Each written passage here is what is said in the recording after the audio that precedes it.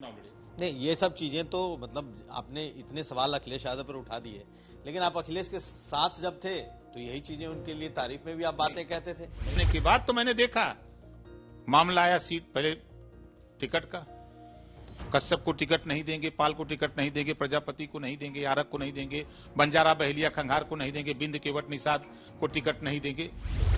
तो आपके साथ धोखा हुआ? 100% धोखा हुआ, 100% धोखा अखिलेश जी ने किया। तो यही बात तो आप बीजेपी के लिए कहते थे कि बीजेपी ने आपके साथ धोखा किया, और अब आप फिर बीजेपी के साथ हैं या नहीं, नहीं कहते, लेकिन दिखाई दे रहे हैं। नहीं, देखिए चुनाव तो लड़े, चुनाव आज जैसे अभी आपने सवाल किया चुनाव लड़े। नहीं, ये सब चीजें तो मतलब आपने इतने सवाल अखिलेश यादव पर उठा दिए, लेकिन आप अखिलेश के साथ जब थे तो यही चीजें उनके लिए तारीफ में भी आप बातें कहते थे। नहीं, जब मैं गया तो मैंने उनसे सवाल यही जो आज आपके सामने रख रहा हूं, यही सवाल उनसे कहा कि ये चीजें हैं आपकी पार्टी में। उन्होंने कहा कि जब होता रहा तब होता, लेकिन अब नहीं होगा, ये बात उन्होंने कही। लेकिन जब मैं अंदर गया, जब अंदर जाने के बाद तो मैंने देखा मामला आया सीट पहले टिकट का, तो कश्यप को टिकट नहीं देंगे, पाल को टिकट नहीं देंगे, प्रजापति को नहीं देंगे, आरक को नहीं देंगे, बंजारा बहलिया खंगार को नहीं देंगे, बिंद केवट निषाद को टिकट नहीं देंगे। देंगे किसको? ये वोट क्यों देगा आपको? आप पिछड़ों की बात करते हो, 38% आबादियत पिछड़ों की है, आप इसको हिस्सेदारी क्यों नहीं दोगे भाई? इसके लिए जब मैं लड़ता रहा, पहले चरण में नहीं देंगे और दूसरे में दे देंगे, दूसरे में नहीं दिए तीसरे में दे देंगे। और वो तो छोड़ दीजिए, हमारे साथ 8 महीना मैं उनसे लड़ता रहा कि हमारी सीट जो भी देना है फाइनल कर दो।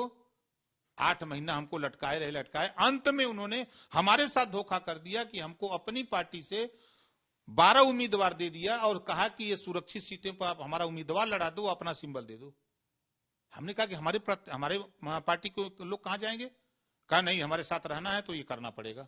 तो आपके साथ धोखा हुआ? 100% धोखा हुआ, 100% धोखा अखिलेश जी ने किया।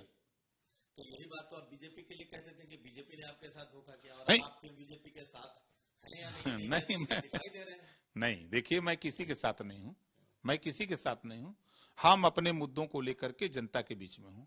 आपने देखिए, राजनीति में कोई अछूता नहीं है। समाजवादी पार्टी माननीय मुलायम सिंह यादव बीजेपी के समर्थन से सरकार बनाए थे 89 में। जब एक गोल बनी थी तो बीजेपी के समर्थन से माननीय मुलायम सिंह जी मुख्यमंत्री बने थे। अब ये अब आज बीजेपी बुरा लग रही है समाजवादी पार्टी को। नहीं, तो उसी तरह इस देश में देखिए, नेता लोग दुमुहिया सांप हैं। नेता कोई नहीं कह सकता कि कहां हम नहीं जाएंगे। हाँ, बिल्कुल है। देखिए, मैं आपके यहां बोल रहा हूं, हम अपने को मानता हूं लेकिन करता नहीं।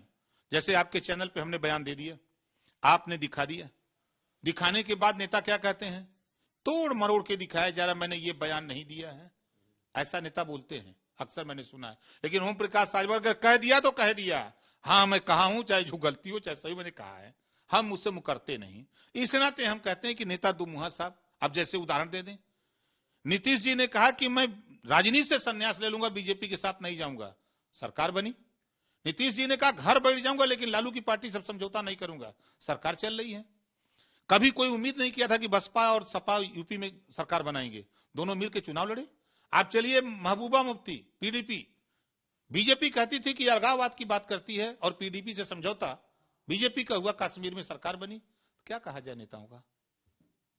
ये तो आप दुमुहा साहब अब भाई हम ये कहते हैं, हमसे भी कभी कभी हो सकता है गलती होती है, हमसे भी गलती होती है, ऐसा नहीं है कि जैसे हमने कहा, अब जैसे कहा कि हम नहीं जाएंगे भाजपा के साथ, या हम नहीं जाएंगे सपा के साथ, हम नहीं जाएंगे कांग्रेस के साथ, हो सकता है उसी में से किसी के साथ समझौता हो गया, तो फिर दुमुहा हो गए ना। मतलब आप दुमुहा कैसे हो गई, आपने समझा दिया आज। तो ओम प्रकाश राजभर दोमुहा सांप खुद को कहते हुए, बहुत कम ऐसे राजनेता होंगे जो अपने को कुछ इस तरीके से डिस्क्राइब करेंगे।